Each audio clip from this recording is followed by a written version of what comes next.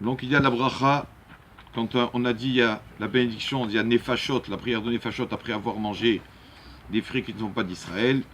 Et il y a la bénédiction qui s'appelle Me'ain Shalosh, la prière Me'ain Shalosh. C'est quoi cette prière Me'ain Shalosh? C'est quand on a mangé, après avoir mangé, trois choses. Ça peut être après avoir mangé quelque chose qui est maisonnot, donc un gâteau ou quoi, d'accord? Ça peut être après avoir mangé, après avoir, pardon, bu du vin, ou bien après avoir mangé une des sept espèces des fruits de la terre d'Israël, c'est-à-dire raisin, figue, grenade, olive et date. Voilà ces trois choses, comme elles sont importantes. Donc du maisonnot de gâteau, ça nourrit, quand il y a de la farine, ou bien du vin, ou bien un de ces cinq fruits, pardon, d'Israël, hein, bien sûr, qui viennent d'Israël. Raisin, non, même qui ne sont pas d'Israël, pardon.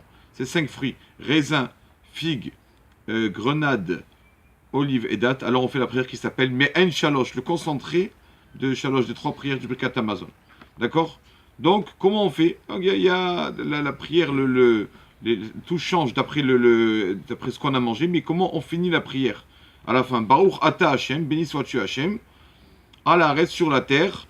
Donc, si c'est sur le vin, un vin d'Israël, Valperi Gafna, le vin d'Israël. Si c'est des fruits qui ont grandi en Israël, à l'arrêt, Valperotea, les fruits d'Eret Israël, etc. Comment on fait? Par quoi on commence quand on finit cette prière? Ça veut dire, par exemple, quelqu'un il a pris des gâteaux et il a bu du vin. Quand il fait cette prière, qu'est-ce qu'il mentionne dans cette prière d'abord? Il mentionne quoi d'abord?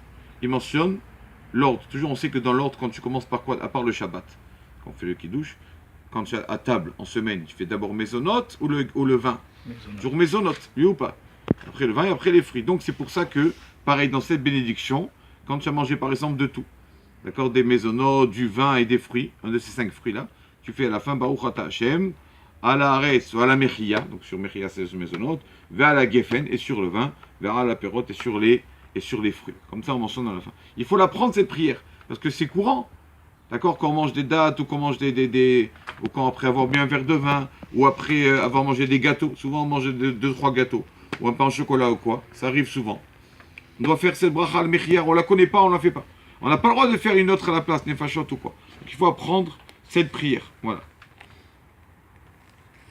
Et bien sûr que quelqu'un ne sait pas la faire, il peut être acquitté par son ami qui a mangé avec lui, il peut la faire pour lui. Mais bien sûr que chacun, c'est mieux de compter sur personne, de l'apprendre. C'est comme tout. Comme un Yatzar, comme tout. Du moment qu'on apprend la prière, alors, après, finalement, on la connaît par cœur.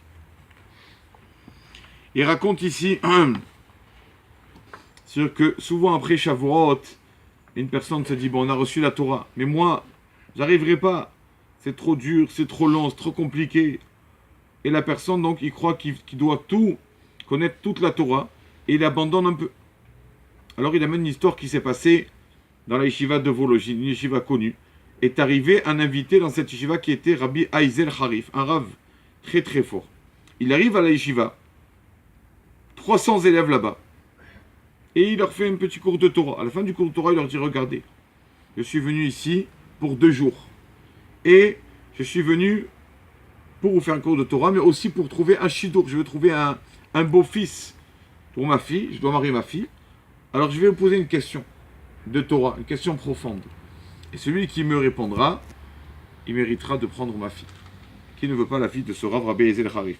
Il pose la question dans le Beth Midrash. Tout le monde écoute avec attention, mais la réponse, personne n'a. Chacun il essaye d'avoir une réponse, mais non. Non, la réponse c'est pas ça. Et le Rav dit non, tu n'as pas raison, non, c'est impossible, etc., etc.